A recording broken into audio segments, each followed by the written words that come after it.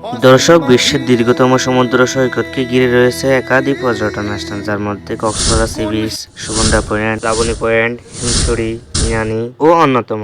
সমুদ্রের জলরাশি ও পাহাড় জঙ্গলে ঘেরা রয়েছে এক ছোট বান্দরবন, যেটি মিনি বান্দরবন নামে পরিচিত। বিওয়াস, আজকে আপনাদের মাঝে কক্সবাজার, কমলাতলী ও রামুদিয়ে কিভাবে এই ছোট মিনি বান্দরবনে আসা যায় তা আপনাদের মাঝে তুলে ধরব। কমলাতলী থেকে ইনানি যাওয়ার সময় রিজু নদীর 50 গজ আগে রাস্তার বাম পাশে মিনি বান্দরবনের রাস্তা আপনারা দেখতে পাবেন। মিনি বান্দরবনের অবস্থান কক্সবাজার জেলার অন্যতম রামু উপজেলা পুনিয়াপালং ইউনিয়নের গুয়ারিয়াপালংয়ের ঠ্যাঙ্গাকাটা নামক স্থানে এই মিনি বান্দরবনটি গড়ে উঠেছে।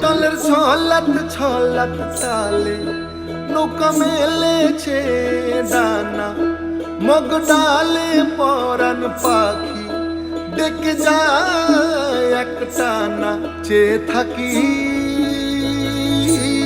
চোখ মেলে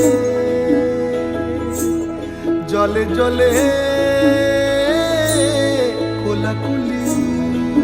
কক্সবাজার রিং রোড টেকনাফের সড়কে প্রায় 22 কিলোমিটার গেলেই পুনিয়াপালং, যেখান থেকে সরাসরি আপনারা মিনি বান্দরবনে যেতে পারবেন। এই ছোট মিনি বান্দরবনে দিন দিন বাড়ছে পর্যটকদের সংখ্যা।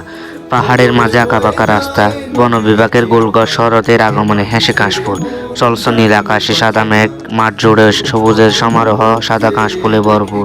বাংলাদেশের পাহাড়ি এলাকাগুলোতে সন্ধ্যা নামতে রাত নেমে আসে, চারিদিকে শোনাশান নীরবতা বিরাজ করে। এখানকার সন্ধ্যা নামার দৃশ্য খুব মনোহর। পাহাড়ের আড়ালে লুকিয়ে থাকা সূর্য জানান দেয় সন্ধ্যা শেষ হয়ে এলো। অন্যদিকে ততক্ষণে আবছা উপস্থিতি জানান দেওয়া চাঁদ ধীরে ধীরে ফুটে উঠতে থাকে। চাঁদের নীলাভ মিটিমিটি আলোয় পাহাড়ের প্রকৃতি যেন হাসি ওঠে। সরুপথে দুই পাশে লতা পাতা ও নাম না জানা নানা বৃক্ষের তাজা ঘ্রাণ ভেসে আসে।